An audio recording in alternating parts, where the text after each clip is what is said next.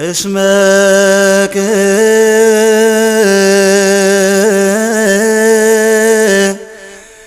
ናተቤ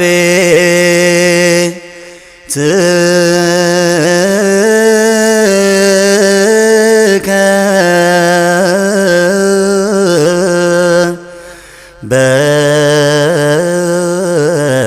በላኒ ድምፃችን ይሰማ። በስመ አብ በስመ አብ ወወልድ ወመንፈስ ቅዱስ አሐዱ አምላክ አሜን። ክቡር መጋቤ ሐዲስ መምህር ካህሊ፣ የገዳሙ ስብከተ ወንጌል ኃላፊ፣ ክቡር ሊቀ ጉባኤ በኩረ፣ የገዳሙ ሰባኪ ወንጌል፣ ሌሎቻችሁም አባቶቼ መምህራነ ወንጌል፣ መዘምራን፣ እግዚአብሔር በቸርነቱ የሰበሰባችሁ አባቶችና እናቶች፣ ወንድሞችና እህቶች፣ ሕፃናትን ጭምር እንደምን አደራችሁ? ለበረከት የጠራን እንድናመልከው የሰበሰበን ሥጋውን ቆርሶ ደሙን አፍስሶ ያዳነን በደሙ ፈሳሽነት ነውራችን ያስወገደልን መዋዕለ ጾሙን ያስጀመረን የድንግል ልጅ የዓለሙ መድኃኒት አካላዊ ቃል ኢየሱስ ክርስቶስ ስሙ የከበረና የተመሰገነ ይሁን። ቀደም ሲል የገዳሙ ሰባኪ ወንጌል ሊቀ ጉባኤ ስለ ጸሎት ተነስተው የጸሎት ክፍል የሆነው ጾምንም አንስተው በሚገባ አስተምረውናል። ቃለ ሕይወት ያሰማልን፣ በዕድሜ በጤና አምላካችን ይጠብቅልን። ከእኔ ጋር አሁን ያለነው በእመቤታችን ቤተ ክርስቲያን እንደመሆኑ የእመቤታችንም ወርሃዊ መታሰቢያ ቀን እንደመሆኑ መጠን ስለ እመቤታችን እንማራለን። ወይዘክሩ ስመኪ በኩሉ ትውልደ ትውልድ፣ ለልጅ ልጅ ሁሉ ስምሽን ያሳስባሉ። መዝሙር 44 ቁጥር 17።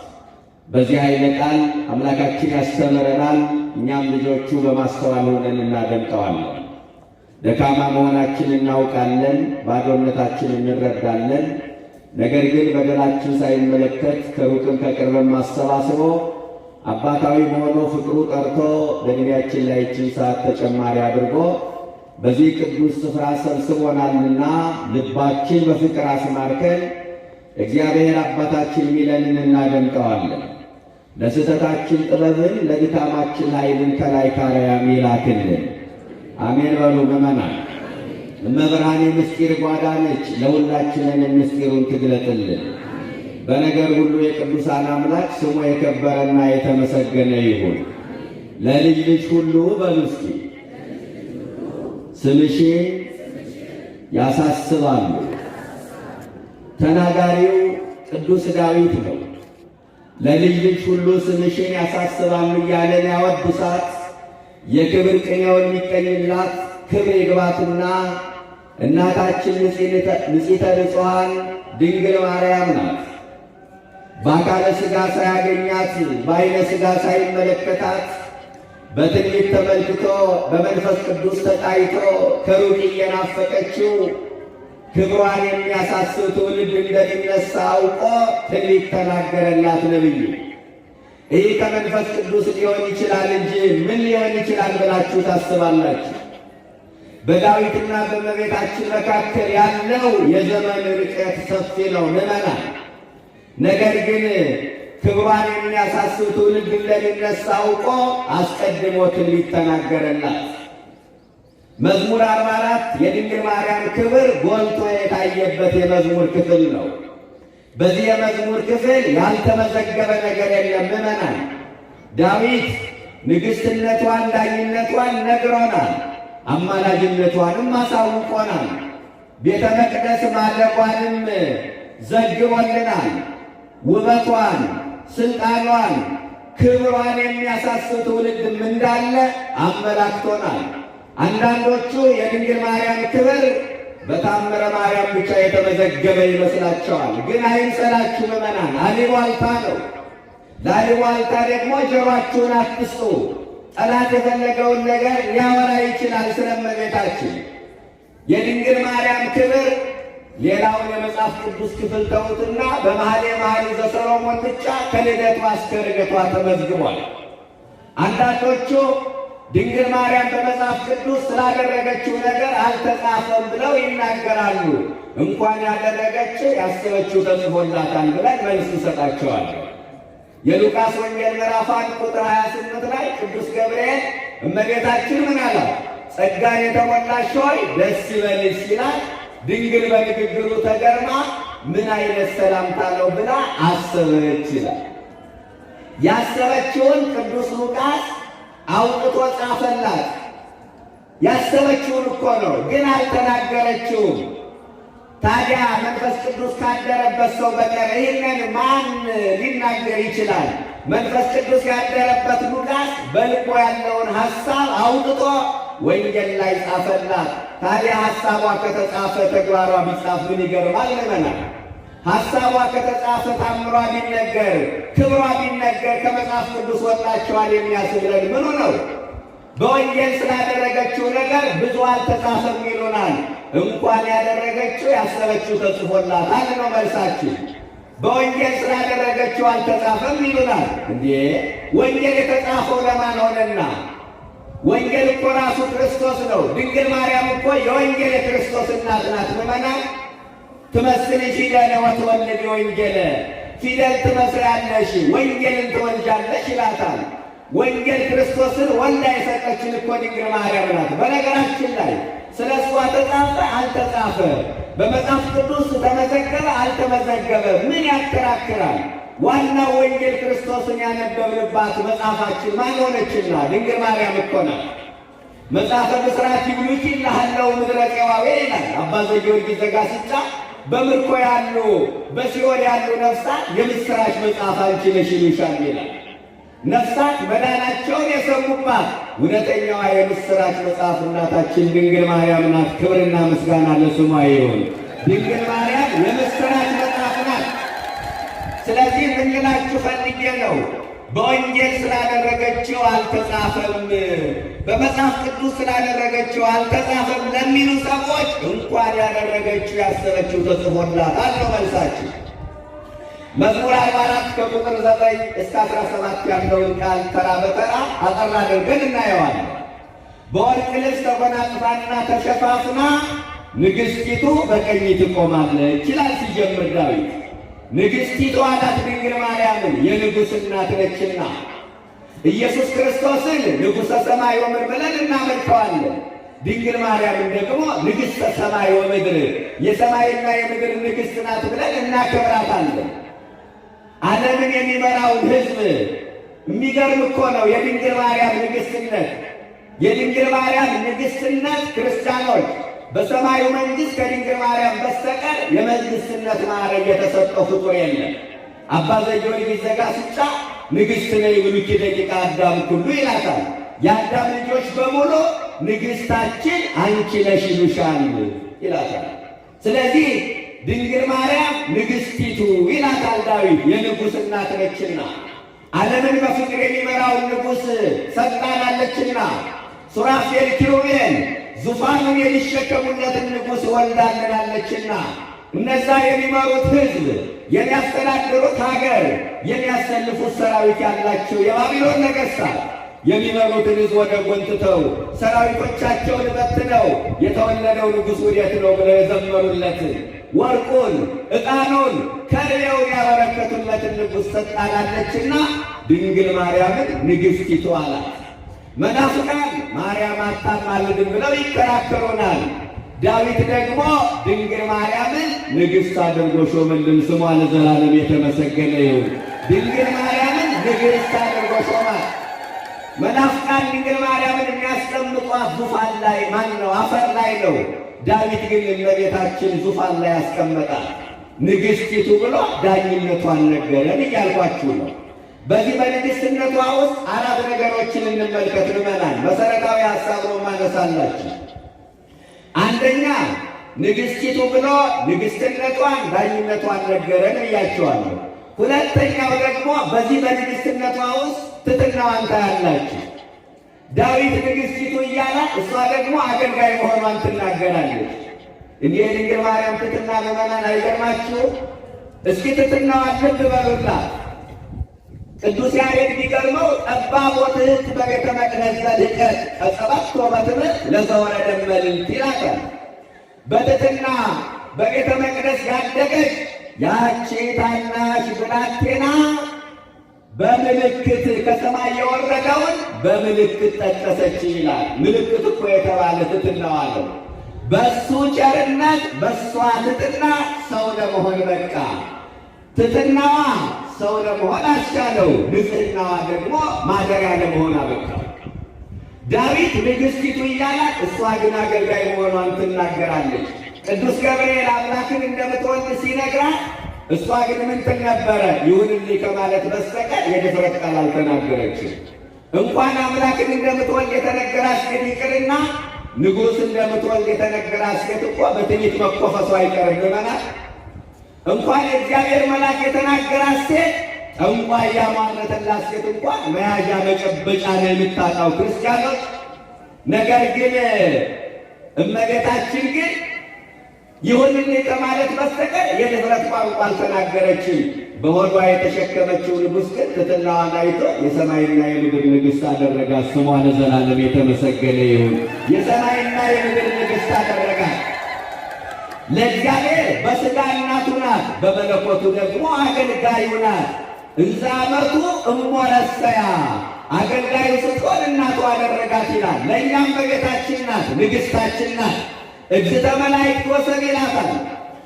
አፄ ዘርዓ ያዕቆብ መልክአ ማርያም በተባለው ድርሰቱ ላይ ሰማያውያን መላእክት ምድራውያን ጻድቃን ተባብረው ንግሥትነቷን እመቤትነቷን የመሰከሩላት ንግሥታችን ናት ይላታል። ለእግዚአብሔር በሥጋ እናቱ ናት፣ በመለኮቱ አገልጋዩ ናት። ለእኛ ደግሞ ድንግል ማርያም ንግሥታችን ናት፣ እመቤታችን ናት። ስለዚህ ንግሥቲቱ ብሎ ዳኝነቷን ነገረን። በንግሥትነቷ ውስጥ ደግሞ ትሕትናዋን ተመለከትን እያልኳችሁ ነው። እንደገና ሦስተኛው በዚህ በንግሥትነቷ ውስጥ ምናየው ዳዊት ስም ሲያወጣላት እናያለን። ይገርማል እኮ ስም አወጣላት። ምን ብሎ ካላችሁ ንግሥቲቱ አላት። ገና ወደዚህ ዓለም ሳትመጣ በሥጋ ሳትገለጥ ከኢያቄም አብራክ ከሐና ማኅፀን ሳትከፈል ድንግል ማርያም ወደዚህ ዓለም ሳትመጣ ዳዊት ምን አላት? ንግሥቲቱ አላት። ነቢያት በትንቢት ስም አወጡላት። አንዳንዶቹ በምሳሌ ስም አወጡላት፣ አንዳንዶቹ የግብር ስም አወጡላት። ኢሳይያስ ጽዮን አላት፣ የነፍስና የሥጋ መጠጊያ ነችና። እንደገና ድንግል አላት፣ በእውነት ወገን ድንግል ነችና። ዳዊት ደግሞ ንግሥቲቱ አላት። ጌታን ከወለደች በኋላ ደግሞ ስሞቿ በዝተውላታል። ምዕመናን ኤልሳቤጥ የጌታዬ እናት አለቻት ድንግል ማርያም። ዮሐንስ ደግሞ የኢየሱስ እናት ብሎ ይጠራታል። ክርስቲያኖች የኢየሱስ እናት ዮሐንስ በወንጌሉ ወደ 8 ጊዜ ማርያም ብሎ ጽፏል። እመቤታችን ግን አንድም ቦታ ላይ አንድም ክፍለ ምዕራፍ ላይ ማርያም ብሎ ስሟን አልጠቀሳትም። ለምን? የክብር ስሟ የኢየሱስ እናት ነው። የምን ማርያም ብሎ መዘንጠል ነው? የምን ማርያም ብሎ መጥራት ነው? የኢየሱስ እናት አላት። አንድ ጀግና የወለደች እናት በስሟ ከመጥራት ይልቅ የጀግናው የጌሪት እናት ብትባል የበለጠ ክብሯ ከፍ ይላል አይደል? መመናል የኢየሱስ እናት አላት። ዮሐንስ የኢየሱስ እናት ካላት በኋላ የዮሐንስን ሐሳብ ሊቃውንቱ መነሻ አደረጉና የተለያዩ ስሞች ለድንግል ማርያም አወጡላት። እመ አምላክ አሏት፣ የአምላክ እናት። እመ ብርሃን አሏት፣ የብርሃን እናት። ወላዲተ አምላክ አሏት፣ አምላክን የወለደች ሰማይና ምድር የማይወስኑትን ወስናለችና ወላዲተ አምላክ አሏት። እመቤታችን እንላታለን፣ ከባርነት ቀንበር ነፃ ወጥተንባታልና። አዛኝን እንላታለን፣ ለሐዘናችን መረጋጋት ለጭንቀታችን መፍትሄ ትሰጠናለችና። በተለይ የቆሎ ተማሪ ካፉ ማር የሚቆረጥ እስኪመስለው ድረስ አዛኝን ብሎ ስሟን ይጠራታል። ምሳ በልተን የምንውለው በእመቤታችን ነዋ። ራት በልተን የምናድረው በድንግል ማርያም ነዋ። የወር አስቤዛችን የወር ወጪያችን የሚሸፈነው በድንግል ማርያም ነዋ።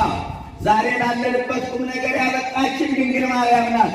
ከቅዱስ ፓትርያርኩ ጀምሮ ዛሬ ላለንበት ቁም ነገር ያበቃችን የድንግል ማርያምን ስም ጠርተን ነው። ስኮላርሽፕ ሰጠ ያስተማረችን እናታችን ድንግል ማርያም ናት። ክብርና ምስጋና ለስሟ ይሁን። ስለዚህ ምን ብለን እንጠራታለን? ስለዚህ አዛኝን እንላታለን ድንግል ማርያም። እናት አባቷ ደግሞ ማርያም ብለው አወጡላት። እስኪ ማርያም በሉ። ማርያም ብለው አወጡላት። በምድር ላፍ የሚጥም ለልብ የሚመጥን በጣዕሙ ተወዳዳሪ የማይገኝለት ነገር ቢኖር ማር ነው። በሰማይ ደግሞ ያም የተባለ ለቅዱሳን ጻድቃን የተዘጋጀ ጣፋጭ ተክል አለ። መዓዛው ነፍስ ከሥጋ የሚለይ ተክል ነው።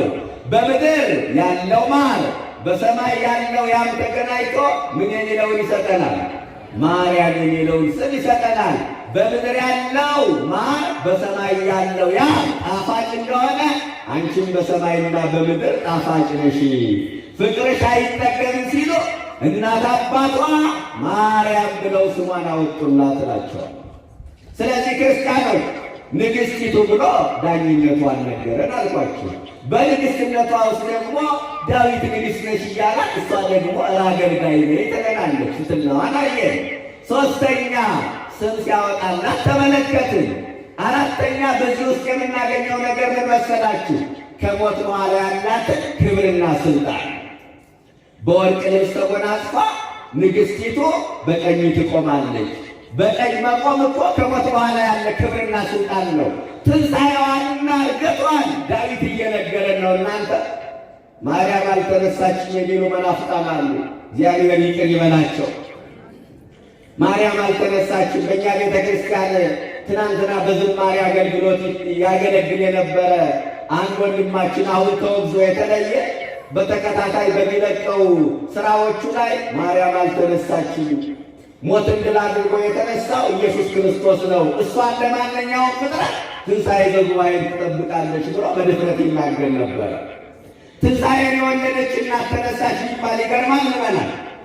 ሞት ሕይወትን የወለደች እናት ሕያው ሆነች ቢባል ይደንቃል እንዴ? እሷ እኮ የሞት መድኃኒት ክርስቶስን ወልዳ ሰጣናለች። ምን ይገርማል? በጣም ነው እኮ የሚያሳዝነው። በነገራችን ላይ ተነሳች አልተነሳች ለማለት መጀመሪያ ሞቷን ማመን ይቀድማል ማለት እንዴ? መጽሐፍ ቅዱስ ላይ ደግሞ ማርያም ሞተች የሚል አልተጻፈም። ይህ ሰው አልተነሳችም ለማለት እርግጠኛ ነኝ ሞቷን አምኗል ማለት ነው አይደለ? ሞቷን ደግሞ መጽሐፍ ቅዱስ ላይ አላገኘውም። ሌላ መጽሐፍ ላይ አግኝቶ ነው የተናገረው። ታዲያ ሞቷን ሌላ መጽሐፍ ላይ ካመነ ትንሣኤዋንስ ሌላ መጽሐፍ ላይ ማመን ለምን ከበደው? መጽሐፍ ቅዱስ ላይ የድንግል ማርያም ትንሣኤ አልተመዘገበም ብሎ ነው የሚናገረው አይደል? መሞቷን እኮ መጽሐፍ ቅዱስ ላይ አልተመዘገበም። ነገር ግን መሞቷን ሌላ መጽሐፍ ላይ ካገኘ ትንሣኤዋንስ ሌላ መጽሐፍ ላይ አድቆ መረዳት ለምን አቃተው ነው መልሳቸው። ለእሱ ይላል እንጂ ድንግል ማርያም በመጽሐፍ ቅዱስ ትንሣኤዋ ተዘግቧል። በመዝሙር 131 ቁጥር 8 ላይ ተንሥእ እግዚኦ ውስተ ዕረፍትከ አንተ ወታቦተ መቅደስከ፣ አቤቱ ወደ ዕረፍት ተነስ ይላል። ዕረፍት የተባለች መንግሥተ ሰማያት ናት። አንተ ወደ ዕረፍት ተነስ፣ አንተና የመቅደስ ታቦት። ለምን አንተ ብቻ ተነስተህ ትቀራለህ? ማደሪያ ድንግል ማርያምን ይዘሃት ተነሳ እንጂ አለ ዳዊት። መቅደስ የተባለ ሰውነቱ ነው። ታቦት የተባለች ድንግል ማርያም ናት። እሷን ታቦት ሲላት እሱን ጽላት ይለዋል። እሷን መሶበ ወርቅ ሲላት እሱን ደግሞ በመሶበ ወርቅ ያለመና ይለዋል። እሷን ማይጠን ሲላት እሱን ዕጣን ይለዋል። እሷን ዕጣን ሲላት ደግሞ እሱን መጎናጸፊያ ይለዋል። አያችሁ። ስለዚህ አቤቱ ወደ ዕረፍት ተነስ፣ አንተና የመቅደስ ታቦት የመመስገኛህ የሰውነት ማደሪያ የሆነች ድንግል ማርያምን ይዘሃት ተነሳ እንጂ አለ። በመኃልየ መኃልይ ምዕራፍ 2 ቁጥር 10 ላይ ወዳጄ ሆይ ተነሺ አላት።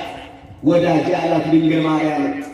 ሲከፋን የምናማክረው ወዳጅ አለን አይደል? ምእመናን፣ ሲጨንቀን ጭንቀታችን የምንተነፍስለት ወዳጅ አለን፣ ምስጢራችን የምንገልጥለት ወዳጅ። ሲከፋን የምናማክራት ምስጢራችን የምንገልጥላት እውነተኛዋ ወዳጃችን ድንግል ማርያም ናት። ስለዚህ ወዳጄ ሆይ አላት። ወዳጄ ሲከፋችሁ እውነተኛ ወዳጅ ድንግል ማርያም ናት። እሷን አማክሩ። ዶኪማስ ሲከፋው ምስጢሩን ገልጦ የተናገረው ለድንግል ማርያም ነው። እመቤታችን በማማከሩ ለድንግል ምስጢሩን በመግለጹ አልተጎዳም። ዋዳው በበረከት ተሞላለት። ነውሩ ተሸፈነለት። ለሰው ብንናገረው ምስጢራችን ምን ዋጋ አለው? ፀሐይ ያስመቱብናል፣ የአደባባይ ምስጢር ያደርጉብናል። አሁን ይህን ነገር ብሎ ያውራል ብለው መልሰው ይተቹናል። እመቤታችን ግን ምስጢራችን ምስጢሯ ነው። ጉዳያችን ጉዳያ ነው። ሐሳባችን ሐሳቧ ነው። ምስጢራችን ለድንግል ማርያም ንገሯል። ባለ ሚስቱ የደበቀውን ምስጢር አምጥቶ የሚናገረው ለድንግል ማርያም ነው። ሚስት ለባባ የደበቀችውን ምስጢር አምጥታ የምትናገረው ለመብርሃን ነው። ለምን? ምስጢራችን ምስጢሯ ስለሆነ ድንግል ማርያም እውነት በእርግጥም እውነተኛ ወዳጅ ናት። ወዳጄ ሆይ አላት፣ ተነሺ፣ ሞተሽ አትቀሪም፣ ተነሺ፣ ሞት አያሸንፍሽም፣ ተነሺ፣ መቃብር ይዞ አያስቀርሽም፣ ተነሺ፣ ትንሣኤ ዘጉባኤን አትጠብቂም፣ ተነሺ፣ ፈርሰሽ በስብሰሽ አትቀሪም፣ ተነሺ አላት ድንግል ማርያም። በእርግጥም ነቢዩ እንደተናገረና ድንግል ማርያም ሞትን ድል አድርጋ ተነሳች። ስሟ የተመሰገነ ይሁን። ተነሳችን መብርሃን። ስለዚህ ድንግል ማርያም በመጽሐፍ ቅዱስ ትንሣኤዋ ተዘግቧል፣ ግን አልተነሳችም እያለ በድፍረት ይጮሃል። እስካሁን ድረስ ይጮሃል። መብርሃን ግን ተነሳለች። ድንግል ማርያም አላረገችም ይላል። እንዴ ክርስቶስ ያረገው በማን ሥጋ ሆነና? በድንግል ማርያም እኮ ነው። እናንተ ለክርስቶስ ማረግ እኮ ምክንያቱ እሷ ነች። ለቃል ማውረድ፣ ለሥጋ ማረግ እኮ ምክንያቱ ድንግል ማርያም ናት። እንዴት አላረገችም ይባላል? ክርስቲያኖች ሄኖክ እኮ አርጓል። ኤልያስ እኮ አርጓል። ዝናብ የከለከለው ኤልያስ ካረገ ንጹሕን ዝናብ የወለደች ድንግል ማርያም አረገች ሲባል ምን ይደንቃል? የእግዚአብሔር አካሄዱን ከእግዚአብሔር ጋር ያደረገ ሄኖክ አረገ ከተባለ የእግዚአብሔር ማደሪያ ድንግል ማርያም አረገች ሲባል ምን ይገርማል? ክርስቲያኖች እስኪ ያነጻጽሩት። ሰማይ እኮ ነው ወደ ሰማይ ያረገችው። ሰማይ ወደ ሰማይ ቢያረግ ምን ይገርማል? እመቤታችን እኮ ሰማይ ናት። ሁለተኛ ሰማይ ይላታል። ያዕቆብ ዘስሩግ የተባለ ሊቅ ደግሞ የለም አንቺን ሰማይ ማለት ያንስብኛል። እስቲ ቃል ተናገሩ። አንቺን ሰማይ ማለት ነው እስቲ ያንስብኛል። አይገርማችሁ? ቅዱስ ኤፍሬም ሰማይ ሲላት ከቅዱስ ኤፍሬም ጋር ለመጣላት ፈልጎ አይደለም። መንፈስ ቅዱስ በገለጠለት መጠን የራሱን ሐሳብ ነው ደግሞ ያስቀመጠ። የሐሳብ ግጭት አይደለም የተፈጠረው፣ ክብሯን ነው ያጎሉላት። ሰማይ ሲላት የለም ሰማይ ማለት አንቺን ያንስብኛል። ሰማይ ዙፋኑ ነው፣ ድንግል ማርያም ደግሞ እናቱ ናት። እናትና ዙፋንን ደግሞ ማነጻጸር አይቻልም ማለት። ሰማይ አልወለደውም፣ ሰማይ አላጠባውም፣ ሰማይ አላሳደገውም። ድንግል ማርያም ግን ይህን ሁሉ አድርጋለችና በእውነት እሷ ከሰማይ ትበልጣለች አለ። ረስሟ የተመሰገነ ይሁን። ወደ ሰማይ ወደ ሰማይ ቢያርግ ታዲያ ምን ይደንቃል እያልኳችሁ። ሰማይ ወደ ሰማይ ቢያርግ ምን ይልቁንስ የሚገርመው አቀባበሉ ምን ይመስል ነበረ፣ እንዲያው እንዴት ተቀበሏት የሚለው ነው የሚያስደንቀን። ወደዛ ብዙ መግባት አንፈልግም እንጂ። ስለዚህ ንግሥቲቱ ብሎ ዳኝነቷን ነገረን። እንደገና ትሕትናዋን አይተናል። ሦስተኛ ስም ሲያወጣላት ተመልክተናል። በዚህ ውስጥ ደግሞ ከሞት በኋላ ያላትን ክብርና ስልጣን ትንሣኤዋንና ዕርገቷን ተመልክተናል ማለት ነው። ለብቻ ደግሞ ነጣጥለን እስኪ እንመልከተው ክርስቲያኖች። ንግሥቲቱ ብሎ ዳኝነቷን ነገረን። በወርቅ ልብስ ተጎናጽፋና ተሸፋፍና ንግሥቲቱ በቀኝ ትቆማለች ብሎ ደግሞ አማላጅነቷን ነገረን። መቆም ለጸሎት ነዋ፣ መቆም ለምልጃ ነዋ፣ መቆም እኛና እግዚአብሔርን ለማስታረቅ ነዋ። ድንግል ማርያም ባትቆምልን ኑሮ ምን ይውጠን ነበረ? ምእመና ድንግል ማርያም ትቁምልን። በእውነት በኑሯችሁ ትቁምልን፣ በትዳራችሁ ትቁምላችሁ፣ በእያንዳንዱ እንቅስቃሴያችሁ ድንግል ማርያም ትቁምላችሁ። እመብርሃን ባትቆምልን ምን ይውጠን ነበረ? እኛ ስንያችብን ማንሞላ ስንለቀቅ ሜዳማ የበቃን ሰዎች እኮ ነን ወገኖች። ጾም እንኳን ሲመጣ ጭንቅጭቅ የሚለን ሰዎች አይደለን እንዴ? ቢጾሙ የሚከሱ በህመም የሚጠቁ ወጣቸው የሚረግፍ የሚመስላቸው ሰዎች እኮ አሉ። እንቁላል ካልበሉ፣ ስጋ ካልበሉ፣ ወተት ካልጠጡ እንደተጎዱ አድርገው የሚያስቡ ሰዎች እኮ አሉ። ለበሽታቸው ሁሉ መድኃኒቱ መብላት የሚመስላቸው ስንት ሰዎች አሉ መሰላችሁ? እና ደካሞች ነን በእውነት። ድንግል ማርያም ትቁምልን። ጾም ሲመጣ አሁን የጾም ዋዜማ እንኳን አደረሳችሁ የሚል ሰው ገጥሟችሁ ያውቃል? ምን ያህል ሰው ጾሙን ለመቀበል እንደሚፈራ እኮ ነው የሚያሳየው። ጾሙ ሲፈታ ግን እንኳን አደረሰ እንኳን አደረሰ ማይባል ነገር የለም። ለመብላት ምን ያህል እንደሚጓጓ ነው ያሳየኝ። ጾም አከሳይ፣ ጾም ከበደኝ፣ ጾም አቀቆረኝ፣ መቼ በተፈታ ሚል እንደ ነፍሰ ጡር ቀን የሚቆጥር ስንት ሰው አለ መሰላችሁ? መብርሃን ደካሞች ነን፣ በእውነት ትቁምልን። ትቆማለች ብሎ አማላጅነቷን ነገረን። ንግሥቲቱ ብሎ ዳኝነቷን ነገረን። በወርቅ ልብስ ተጎናጽፋና ተሸፋፍና ብሎ ደግሞ ክብሯን ነገረን። መሸፋፈን የክብር ምልክት ነው። ድሮ እናቶቻችን አሁንም አሉ ረዘም ያለ ቀሚስ ለብሰው ሲጓዙ ገላቸውን እንዳከበሩት ያሳያል። ዛሬ ተገላልጠው የሚሄዱ የአራዊትን ስን የሚያስነቅሱ ሰዎችን እናያለን። መገላለጥ ከክብር መጉደል ነው። መገላለጥ መራቆት የኃጢአት ምልክት ነው። አዳምና ሔዋን ኃጢአት ሲሰሩ ተራቆቱ ነው የሚለው ከክብር መጉደል ነው። ምዕመናን ዛሬ እንዲህ አይነት ሰዎች አሉ። የራሳቸውን እየጣሉ ሌላውን የሚያደበዝዙ፣ የራሳቸውን እየጣሉ ሌላውን የሚያነሱ፣ የራሳቸውን እያደበዘዙ ሌላውን የሚያደምቁ፣ ኢትዮጵያዊነት የሚያስጠላቸው፣ ኢትዮጵያ ከመወለድ አሜሪካ ይገዛ ብሆን ይሻላል ብለው የሚያስቡ፣ ኢትዮጵያ ከሚጸድቅ አሜሪካ ብኮንን ይሻላል ብለው የሚናገሩ ሰዎች አሉ። ከእንዲህ አይነት ባርነት እግዚአብሔር ይሰውራል። በወርቅ ልብስ ተጎናጽፋና ተሸፋፍና ብሎ ክብሯን ነገረን። በወርቅ ልብስ ተጎናጽፋ አላት ዳዊት። ዮሐንስ ደግሞ በራእዩ ፀሐይን ተጎናጽፋ አለ። ይገርማል። ዳዊት ወርቅ ተጎናጽፋ አይቷታል። የዳዊት አይግረማችሁ፣ የዳዊት አያስደንቃችሁ። ከዳዊት በላይ እኔ ደግሞ ፀሐይን ተጎናጽፋ አይቻታለሁ አለ። ስሟ ለዘላለም የተመሰገነ ይሁን። ከሁሉም የሚያስገርመው ይሄ ነው። ወርቅ መጎናጸፍ፣ ወርቅ መልበስ ለድንግል ማርያም ምን ይገርማል? ኧረ የሚያስገርመው ፀሐይን ተጎናጽፋ መታየቷ ነው። ድንግል ማርያም ፀሐይን ተጎናጽፋ መታየቷ በዚህ በዮሐንስ ራዕይ ምዕራፍ 12 ላይ በሰማይ ላይ ታላቅ ምልክት ታየ፣ ፀሐይን ተጎናጽፋ ይላል። ይህ ራሱን የቻለ አገልግሎት ነው፣ ሰፋ ያለ አገልግሎት ነው። ወደዛ መግባት አልፈልግም። ስለዚህ ድንግል ማርያምን ፀሐይን ተጎናጽፋለች። ዳዊት በወርቅ ልብስ ተጎናጽፋ አለ። ክብርን ተጎናጽፋ ማለት ነው። ንጽሕናን ተጎናጽፋ፣ ቅድስናን ተጎናጽፋ፣ ልዕልናን ተጎናጽፋ ማለት ነው። ነቢዩ ዳዊት በወርቅ ልብስ ተጎናጽፋና ተሸፋፍና ንግሥቲቱ በቀኝ ትቆማለች። በቀኝ ብሎ ደግሞ ስልጣኗን ነገረን። በደንብ ከፋፍለን ያየነው ምዕመናን። በቀኝ ብሎ ስልጣኗን ነገረን እያልኳችሁ ነው። ቀኝ ስልጣን ነዋ። ወነበረ በየማነ አብ፣ በአባቱ ቀኝ ተቀመጠ ሲባል ቀኝ የሚለው ስልጣንን በክብር እኩል መሆንን የሚያሳይ ነው። የድንግል ማርያምን ስልጣኗን ያሳያል። በቀኝ ብሎ ስልጣኗን ነገረን። በወርቅ ልብስ ተጎናጽፋና ተሸፋፍና ከፋፍለን አይተነዋል። እንደገና ደግሞ ንግሥት በሚለው ውስጥ ላይ አንድ አራት ነገሮችን አንስተን ተነጋግረናል። ይቀጥልና ቁጥር 10 ላይ ልጄ ሆይ ስሚ አለ። እስኪ ቃል ተናገሩት። ልጄ ሆይ በብስቱ ስሚ፣ ወገንሽንና የአባትሽን ቤት እርሺ፣ ንጉሥ ውበትሽን ወዷልና። አሁን ደግሞ ዳዊት ወደ የት እንደወሰደን ታውቃላችሁ? ወደ ታኅሳስ 3 ቀን ወሰደ። ልጄ ሆይ አላት ዳዊት። ልጄ አላት ከሱ ዘር የምትገኝ ናትና፣ ከሱ ወገን የምትወለድ ናትና ልጄ አላት።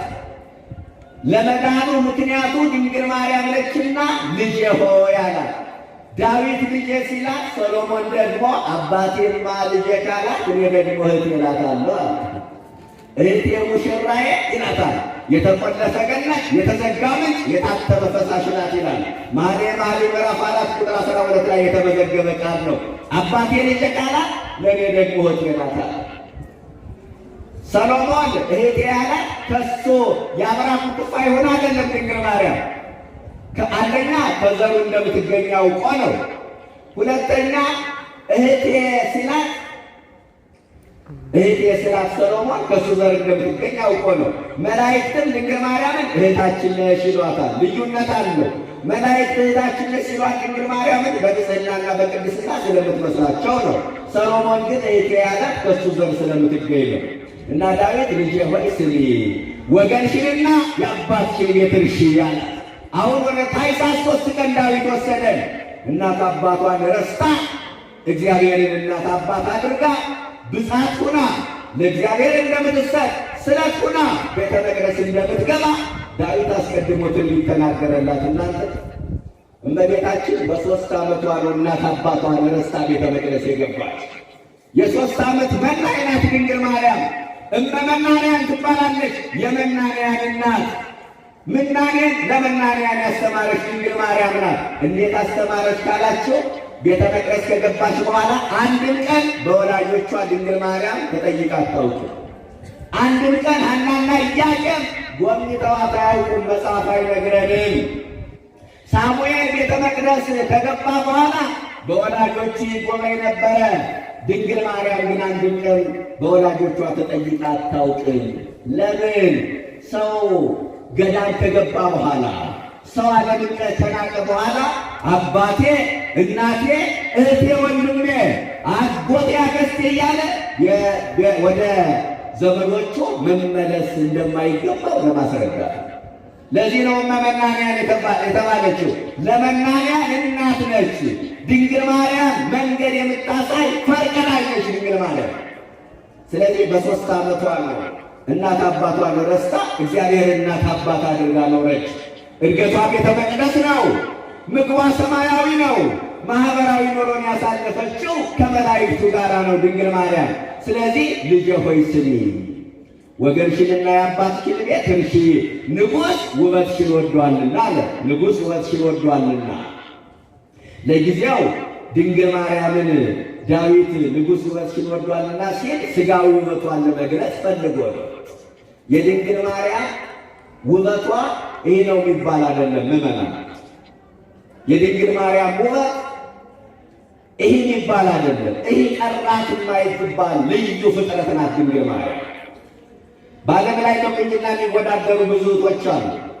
በቁንጅናዋ ተወዳዳሪ ማይገኝላት የቆንጆዎች ቆንጆ፣ የምርጦች ምርጥ፣ የአሸናፊዎች አሸናፊ እናታችን ድንግል ማርያም ናት። ክብርና ምስጋና ለስሟ ይሁን። የአሸናፊዎች አሸናፊ ቅዱስ ያሬድ ሥጋዊ ውበቷን እንዲህ ብሎ ይገልጣታል። ወቆማ ለማርያም ከመበቀልት፣ ቁመቷ እንደ ዝምባባ ነው። ዋይንቲሃ ከመኮከበ ጽባህ፣ ዓይኖቿ እንዳጥቢያ ኮከብ ያበራሉ። ወታስረ የማርሳ አድባር፣ ከተራሮች ራስ በላይ ትታያለች እያለ ውበቷን ይናገራል። አያችሁ፣ ውበት ይረግፋል፣ ቁንጅና በጉስቁልና ይተካል። እመቤታችን ግን የማይደበዝዝ ውበት አላት። ወበይንተ ዘአቀበኪ በለሙስና፣ ያለመለወጥ አጽናሽ ይላታል ቅዱስ ኤፍሬም። ምን ማለት ነው ያለመለወጥ አጽናሽ ማለት? ምመናል 64 ዓመት ሞልቷት ከዚህ ዓለም በሞት ስትለይ ድንግል ማርያም ፊቷ ላይ የመሸብሸብ ምልክት አልታየም። እኛ እድሜያችን ገፋ ሲል ግንባራችን ይናገራል አይደለ? ድንግል ማርያም ግን የ15 ዓመት ቆንጆ ትመስል ነበረ በ64 ዓመቷ። ያለመለወጥ አጽናሽ ማለት ይሄ ነው። ፍጻሜው ግን ዳዊት ሥጋዊ ውበቷን ብቻ አይደለም የነገረን። የድንግል ማርያም ውበቷ ሃይማኖቷ ነው። ውበቷ የድንግል ማርያም በጎ ምግባሯ ነው፣ ንጽሕናዋ ነው፣ ቅድስናዋ ነው። ክርስቲያኖች ንጉሥ ውበትሽን ወዷልና። ዛሬ ውበት ወደው የሚጋቡ ሰዎች አሉ። በተጋቡ ማግስት ግን የማስመሰል ፍቅራቸው አልቆባቸው መጣላት ይጀምራሉ። በጮኝነት ሰሞን የሆነ ነገር መንገድ ላይ እያደናቅፋት ደፋ ልበልልሽ ይላታል። ጥቂት ፍቅሩ እየቀነሰ ሲሄድ ደግሞ አስተውለሽ አትራመጂም እንዴ ማለት ይመጣል። ፍቅሩ 0 ዲግሪ ላይ ሲደርስ ደፋ ሊያደርግሽ ይላል። ያው ላይናገር ይችላል። ወንድሜ ለትዳር ያሰብካት ውበቷ መንፈሳዊነት ቢሆን መልካም ነው። እህቴ ለትዳር ያሰብሽው ውበቱ መንፈሳዊነት ቢሆን መልካም ነው። እግዚአብሔር ለሁላችንም መንፈሳዊ ውበት ያድለን። ንጉሥ ውበትሽን ወዷል። ቁጥር 12 ላይ ልውሰዳችሁ። የምድር ባለጸጎች አሕዛብ በፊትሽ ይማለላሉ ይላል። ይቀጥልና ዳዊት የምድር ባለጸጎች አሕዛብ በፊትሽ ይማለላሉ። አማልጅን ይላሉ፣ አትርሽኝ ይላሉ፣ ይማጸኑብሻል። ቅድስት ሆይ ለምኝልን ይሉሻል ማለት እኮ ነው። በፊትሽ ይማለላሉ። የድንግል ማርያም ፊቷ ስሟ የሚጠራበት ቦታ የድንግል ማርያም ፊት ነው። ስሟ የሚጠራበት ዝክሯ የሚዘከርበት፣ ባሏ የሚከበርበት፣ መታሰቢያዋ የሚደረግበት፣ ታምሯ የሚነበብበት፣ ቅዳሴዋ የሚቀደስበት፣ ውዳሴዋ የሚደገምበት ስፍራ ሁሉ የድንግል ማርያም ምኗ ነው? ፊቷ ነው። ምዕመናን የድንግል ማርያምን ፊት ማየት አይቻልም። የድንግል ማርያም ፊቷ እሷን የምናመሰግንበት ስፍራ ነው። አንዳንዶቹ ዛሬ ማርያም ታየችኝ፣ ማርያም ተገለጠችልኝ እያሉ እንደሚቀልዱት አይደለም። ድንግል ማርያም እንዲሁ ክርስትና ቀልድ አይደለም።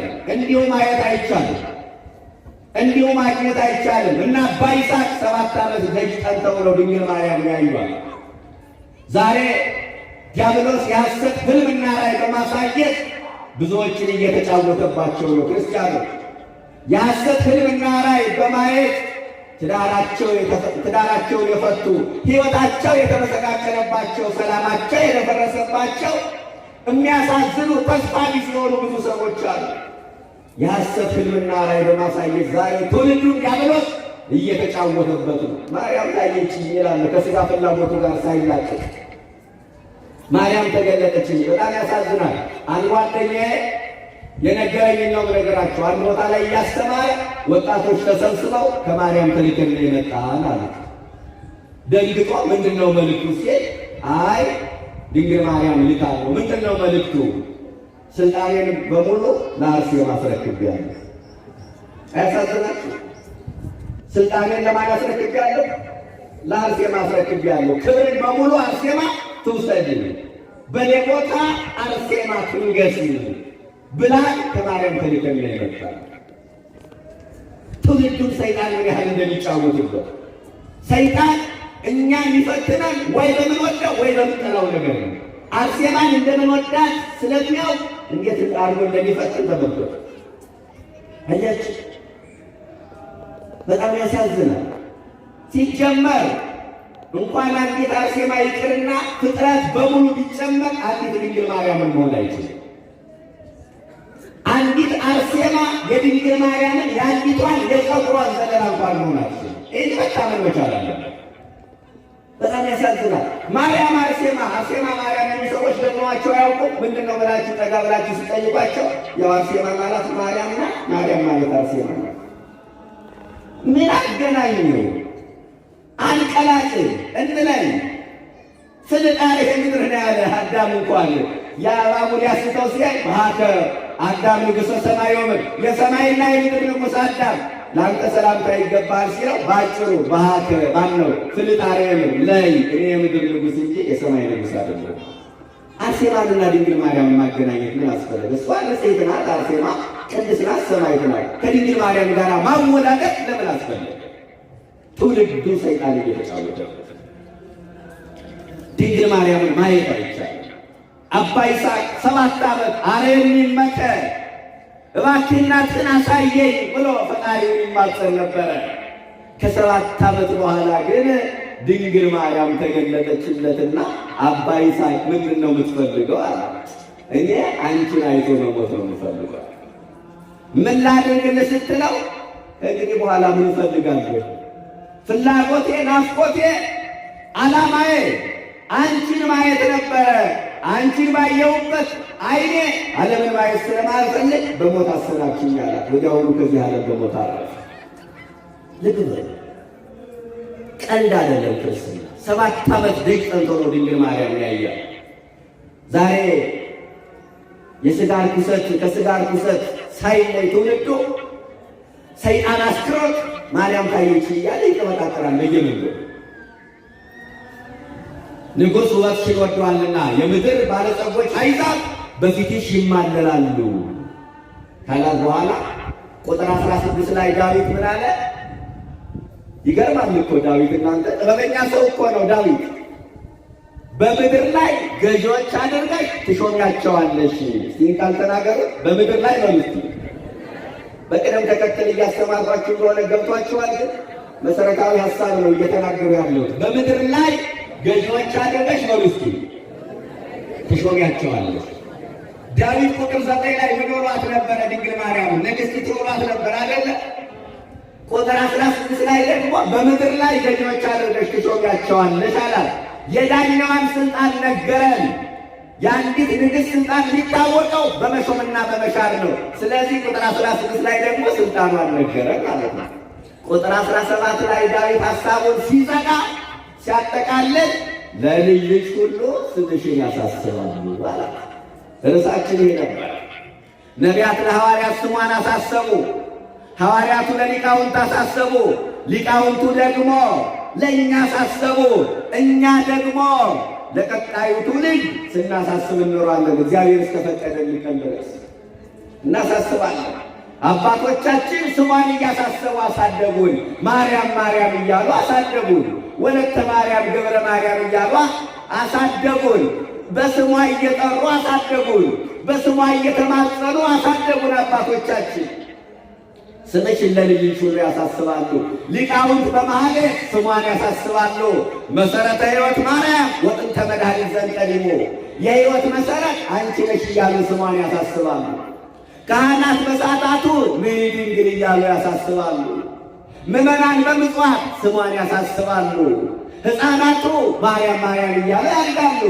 ስምሽን ለልጅ ያሳስባሉ ማለት ይሄ ነው። በእያንዳንዱ እንቅስቃሴያችን ክርስቲያኖች ድንግል ማርያምን ሳናስብ ያለበትን ቀን ታስታውሳላችሁ? በእያንዳንዱ የዕለት ተዕለት ውሏችን ስሟን ሳናነሳ እኮ ውለን አናውቅም። ስምሽን ለልጅ ያሳስባሉ ማለት እኮ ይሄ ነው። ሲከፋንም ደስ ይለንን ቀድማ ትዝ የምትለን ድንግል ማርያም ነች። ስሟን እናሳስባለን። ሲከፋን የጭንቅ አማላጇ እመቤቴ ድረሽልኝ እንላታለን። ደስ ይለን ደግሞ እሰይ ስለቴ ሰመረ ብለን እንዘምርላታለን። በተለይ አንዲት ነፍሰ ጡር ጸንሳ እስከምትወልድበት ቀን ድረስ የድንግል ማርያምን ስም ለማሳሰብ አንዲት ነፍሰ ጡር ምክንያት ነች። ነፍሰ ጡሮች አላችሁ? እስቲ ካላችሁ እጃችሁን እስኪ ያው ነፍሰ ጡር የለ የሚወልዱ ሴቶች እየጠፉ መጡ። አይዟችሁ። ኑሮ ውድነቱን ፈርታችሁ የኑሮ ውድነቱን ፈርታችሁ ከሆነ ከዚህ ሀይር በጥቂቱ ነው የሚሆነው። እየኖርን ያለነው ሰዎች በቀረጹት ፕሮጀክት አይደለም፣ በበረከቱ ነው። እናቶቻችን በትንሽ ገቢያቸው ብዙ ቤተሰብ ሲያስተዳድሩ እናውቃለን።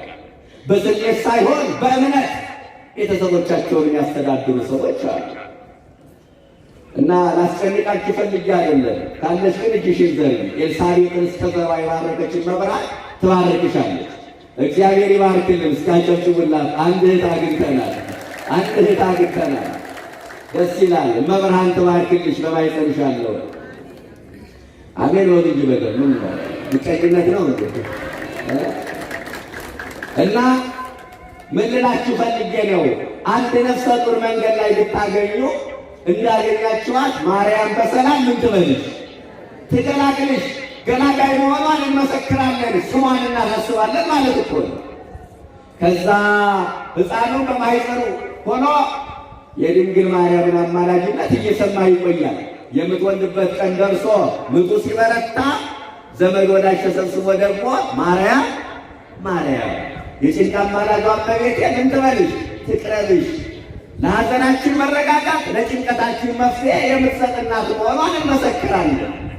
አያችሁ፣ ስምሽን ለልጅ ያሳስባል ማለት እኮ ይሄ።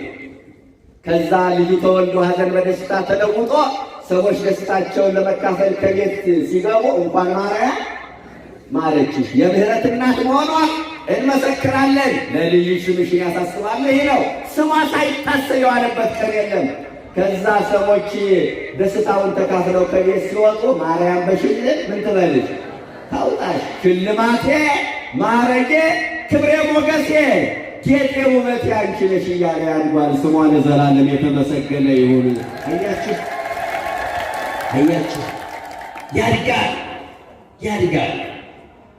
ኢትዮጵያውያን ጠላት የፈለገውን ነገር ስለ ድንግል ማርያም ያውራ። እኛ እኮ ድንግል ማርያምን የምናውቃት በእናታችን ማኅፀን፣ የእናታችን ማኅፀን አውደ ምሕረት አድርገን ስለ ስሟ ተምረናል እኮ፣ ክብሯን ተምረናል እኮ፣ ቅድስናዋን አማላጅነቷን እኮ ተምረናል። ስምሽን ለልጅሽ ያሳስባሉ የሚለውን አንድ የጀርመን ፈረጅ ግዕዝ አዋቂ ፈረጅ ኢትዮጵያውያን የድንግል ማርያምን ስም በደንብ ነው የሚያሳስቡ አሉ።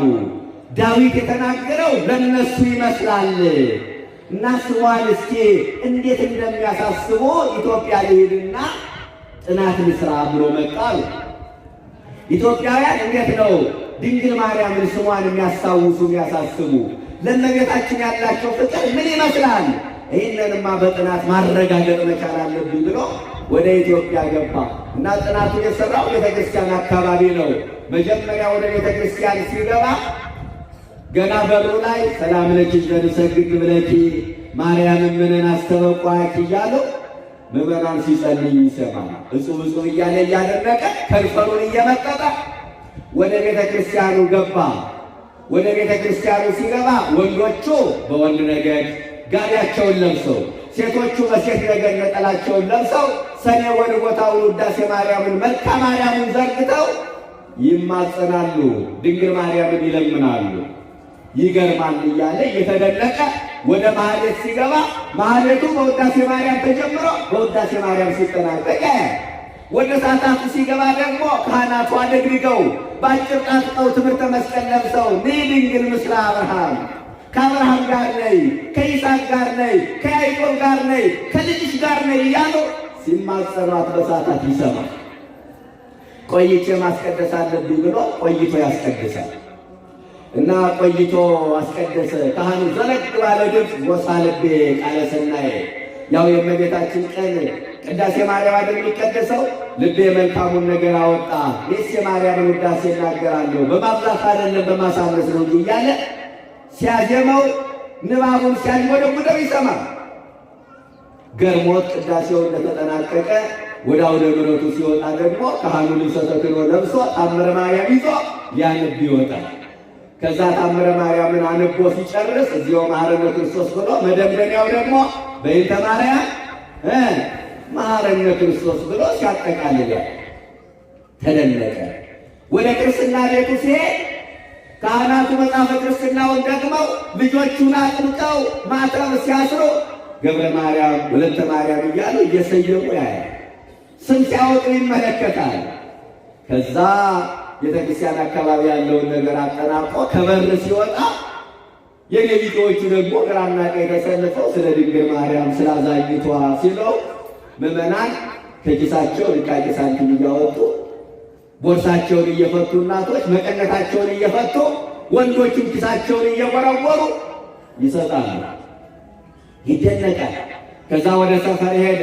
ወደ ሰፈር ሲሄድ ደግሞ የቆሎ ተማሪ በእንተ ስማ ለማርያም ስለመብርሃን ይላል።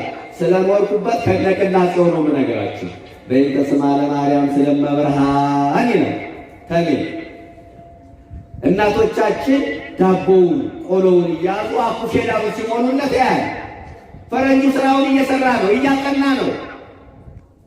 ከዛ ወደ ሆስፒታል ሲሄድ ደግሞ የድንግል ማርያም ስዕል በትልቁ ተንጠልጥሎ ሰዎች ሲገቡ ቅድም እንደነገርኋቸው እንኳን ማርያም ማረችሽ እያሉ ይህን ይሰራል።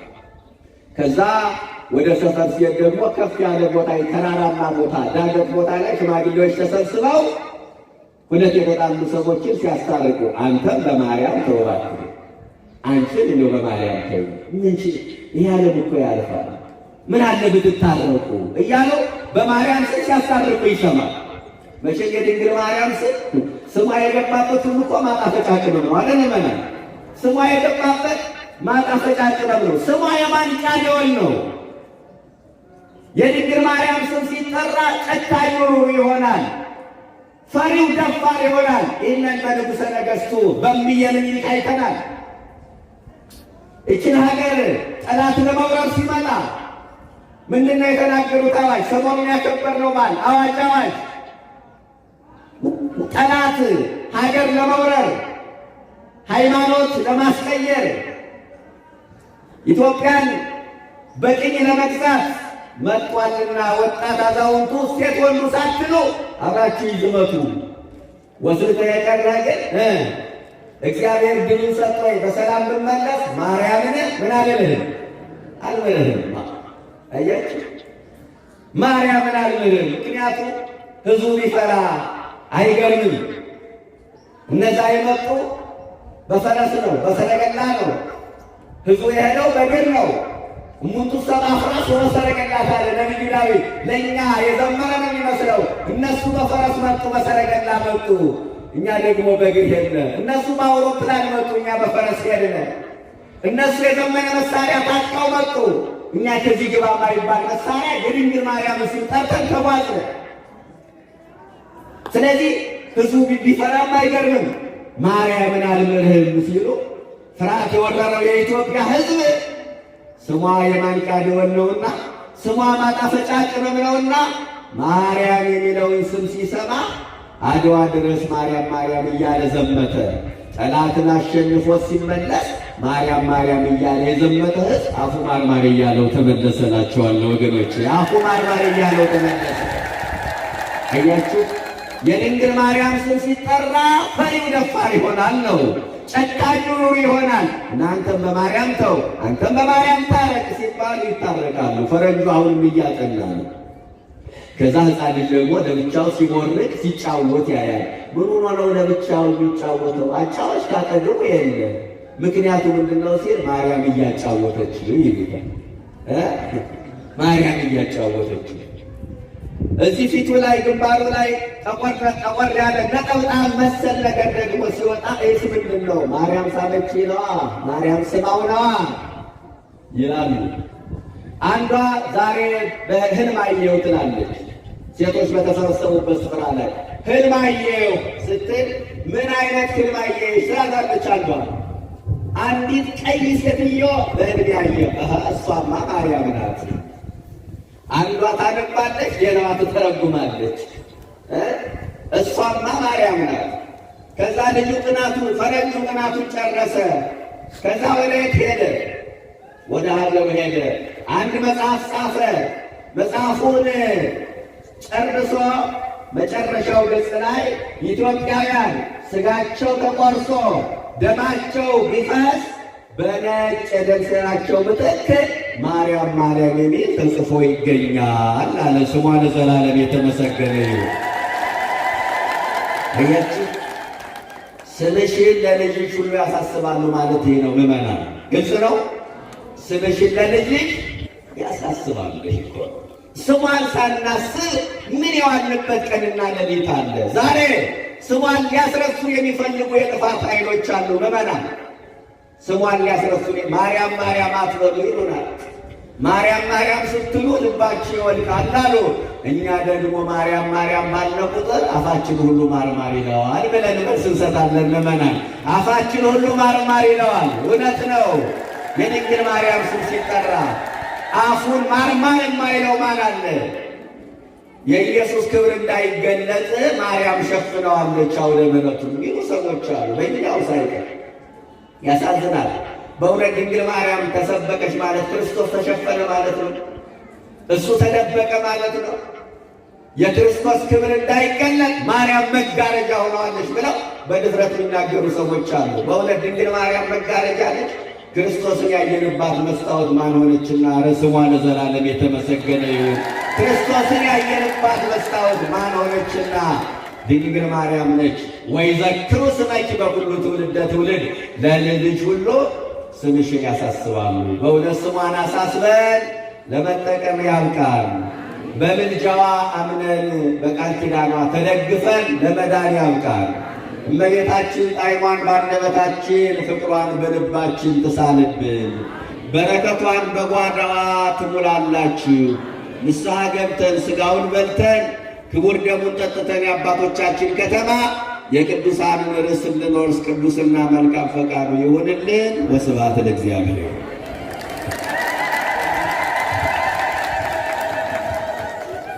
አሁንም አመስግንላቸው ድጋሚ ለመምህራችን ለመጋቢ አዲስ ወሙሌ ለመምህር ቀለመወርቅ ቃለ ሕይወት ያሰማልን። የአገልግሎት ዘመናቸውን እግዚአብሔር አምላክ